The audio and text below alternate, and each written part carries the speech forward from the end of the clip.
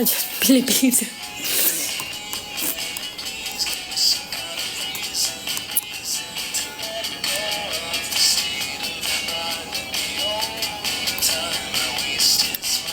Nakailang balik na ako. Siguro 3 times.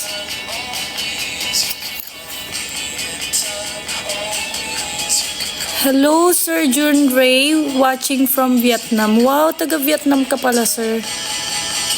Ilang biyahe pa. Thank you, Sir Jun Ray.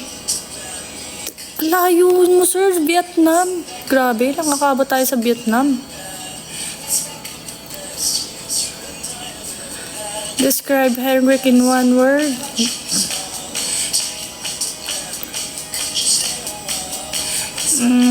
Siguro sweet.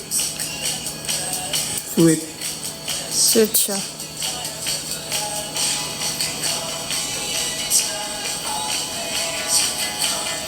Hello, Queen.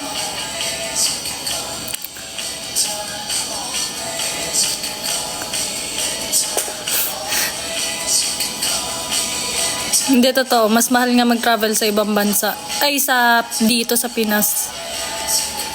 Okay na siya.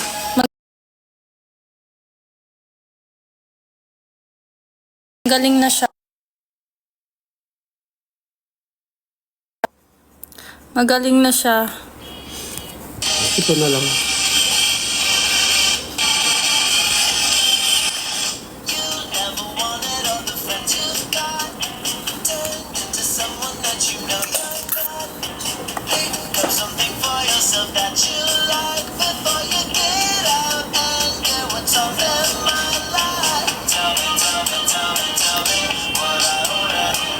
Sobrang galing niya sobrang bilis as in. Kung ako yan, isang araw hindi pa tapos.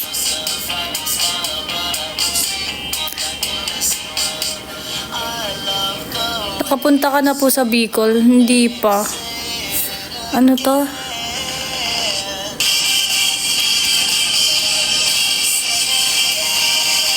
Wala. Ano po? Walang visa doon. Walang visa sa New Zealand.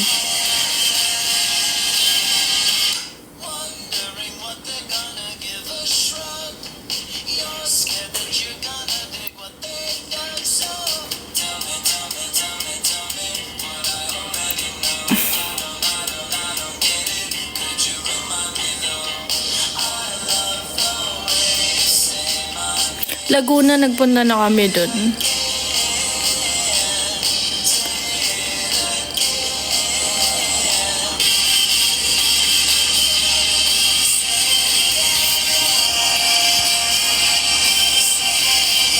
Wait lang.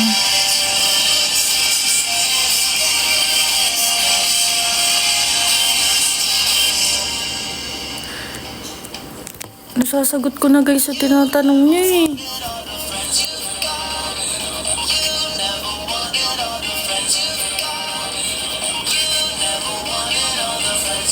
Sino yun?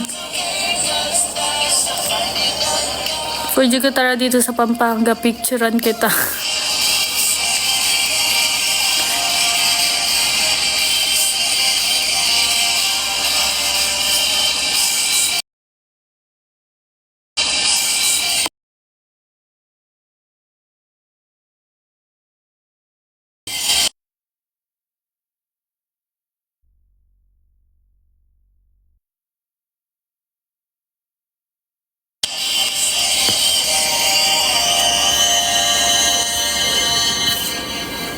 Hello, Romnick, Trinidad.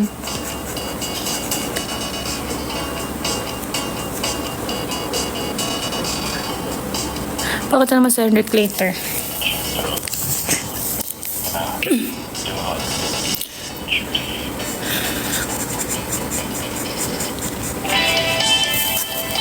Lag ba? Totoo ba?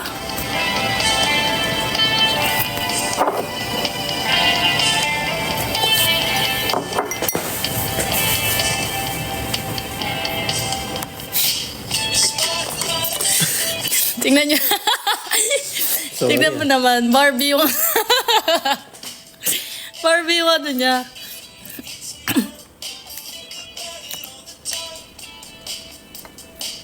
Guys, mag-ano na lang kayo, tanong. Do you see Henrik as your, ano yon?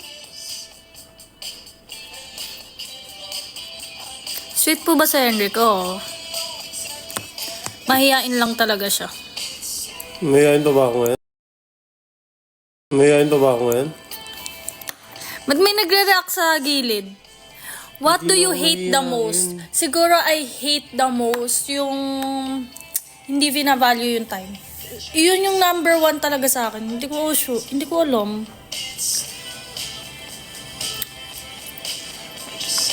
Yun talaga. Aray, hindi ako sanay magkapampangan. Namamanid pa ako. Ako din, nakatayo ko lang eh.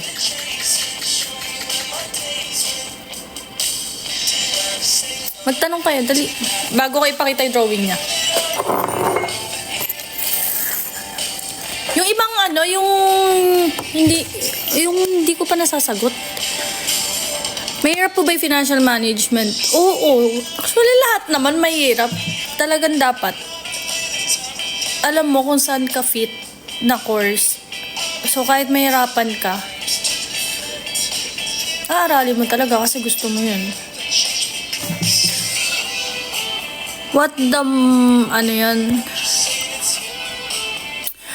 do you like the most kay Henrik?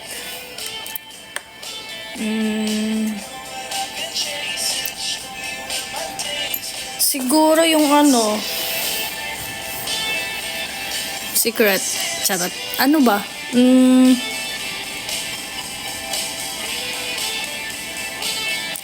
The way he listens, siguro. Sabi mo na yun eh. Siguro yun. Tsaka siya kasi hindi siya, kunyari, nagsabi ka sa kanya. Makikinig lang talaga siya. Bakit? Di ba may ganon, like, minsan hindi mo kailangan ng advice sa taong sinasabihan mo. Parang enough na yung may nakikinig sa'yo. Kasi hindi ako magaling mag-advise. Hindi naman, pero ganon minsan yung need ng tao. Eh, alam ko na hindi ako magaling mag-advise. Ako lang kailangan ko ng advice eh. Oh, ganon siya. Pero, big help siya kasi minsan nga, ganon yung kailangan ng tao. Minsan ako din, kapag kunyari, nag-open up ako sa kanya, gusto ko lang yung may masabihan, ganon. Ganon yung nagagawa niya. Parang nakikinig lang siya. Pero ramdam mo yung presence niya. Yes. Kuya Henrik is definitely a good listener. Agree.